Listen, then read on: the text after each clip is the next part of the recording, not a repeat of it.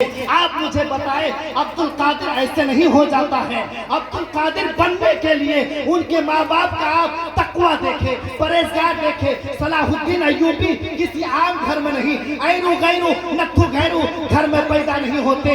اللہ کے ولی، اللہ کے نیک بندے، اللہ کے نیک بندے اسی گھر میں جنم لیتے ہیں جس کا باپ اچھا ہو، جن کی ماں اچھی ہو۔ عزیزان ملت اسلامیہ، سرکار دو عالم کانفرنس میں اگر آئے ہیں تو کچھ باتیں اپنی ذہن میں بٹھا کر جائے۔ ایسا نہیں کہ آئے بس نعت سنے، چلا لیے، موج مستی، اس کے بعد گھر چلے گئے۔ نہیں پیارے، لاکھوں روپے خرچ کرنے کا مقصد صرف یہ نہیں ہے انجوائے کرنا، جی لگا کر ڈانس کرنا، ایسا نہیں ہے پیارے۔ سرکار دو عالم کا مقصد یہ ہے ہمیں یہاں سے کوئی اچھا میسج ملے، ہمیں یہاں سے کوئی اچھا پیغام ملے۔ ہم جب گھر میں جائے لوگوں کو لگنا چاہیے کل تک جو انسان دنیاوی کاموں میں خرافات میں ملوث رہتا تھا، آج وہی انسان سرکار دو عالم میں جانے کے بعد مصطفیٰ کا غلام بن چکا ہے، مصطفیٰ کا عاشق بن چکا ہے، مصطفیٰ کا وفادار بن چکا ہے۔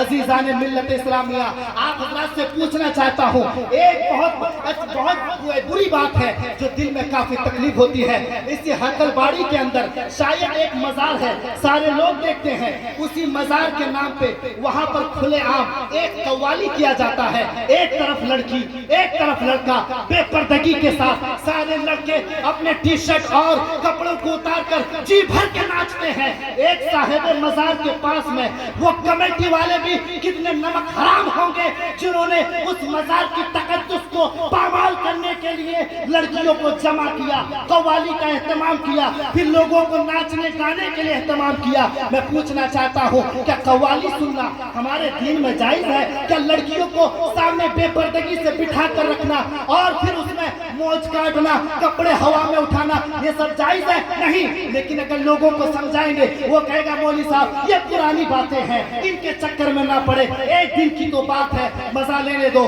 آج اگر آپ ایک دن کہہ کے اپنی باتوں کو ٹالتے چلے جائیں گے، آنے والی نسلیں جو ہے وہ بربادی کی طرف روا دوا ہوگا۔ عزیزان ملت اسلامیہ، آج بھی ہو اگر ابراہیم سا ایمہ پیدا، آج بھی ہو اگر ابراہیم سا ایمہ پیدا، آگ کر سکتی ہے انداز گلستہ پیدا، آگ کر سکتی ہے انداز گلستہ پیدا۔